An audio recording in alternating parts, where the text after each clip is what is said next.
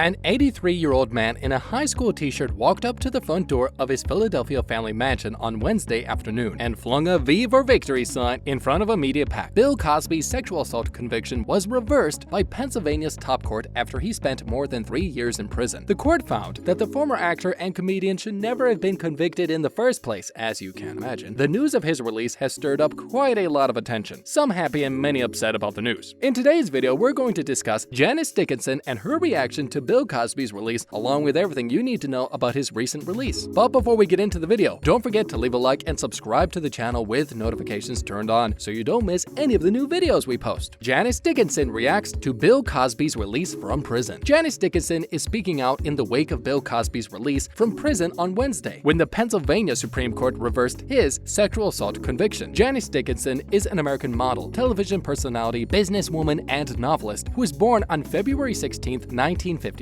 Dickinson, who rose to prominence as a model, has been dubbed the first supermodel by some. She was a judge on 4 seasons of America's Next Top Model, 2003 to 2006. She was one of the most successful models of the 1970s and 1980s. The Janice Dickinson Modeling Agency 2006 to 2008 was a reality show about Dickinson's modeling agency, which she founded in 2005. The 66-year-old former model accused the 83-year-old actor and comedian of rape in 1982 and testified against him in court. Cosby was found guilty in 2018 of drugging and sexually assaulting Andrea Costin, a Temple University employee, in 2004 at his suburban Pennsylvania house. At a state jail outside Philadelphia, the disgraced Cosby Show star served more than 2 years of a 3 to 10-year sentence. On a technicality, he was released. The court concluded that the prosecutor who initiated the case was bound by his predecessor's promise not to prosecute Cosby. Dickinson shared her reaction after she watched Cosby's press conference. Bill Cosby doesn't speak for himself. He didn't speak out loud about how his experience was, he said. He didn't apologize once again to all the victims. I would say to him personally, you've got a lot of nerve coming out and smiling and giving peace signs. I hope that Mr. Cosby would say I'm sorry, but that's never gonna happen. Dickinson also filed a defamation lawsuit against Cosby after he and his representatives said her claims were false. They reached a settlement in 2019. I think the justice system is really effed up, Dickinson expressed. It's like devastating that after all the pain and anguish that these women went through, myself included, Beverly Johnson, who also accused Cosby of once drugging her, I know they're feeling the same way that I am. I know I'm mad. I know they're disappointed, and sisters, we gotta hang in there. That's what I want to say to them. She continued, I hope the women get help from an expert that they deserve, and I hope that this can send a big message for all women all over to get help immediately. Go have a rape test if you get raped, and seek proper justice immediately. Don't let it linger for 7 years or else you have lost your spot in the statute of limitations. Along with her terrifying and traumatic experience with Cosby, she also revealed details about her struggles with her sobriety and how the assault contributed to that. But after the trauma did come up for the very first time, I was not a pleasant woman to live with. Ask my husband, she shared. You know, I would have these mood swings that I'd go into and out,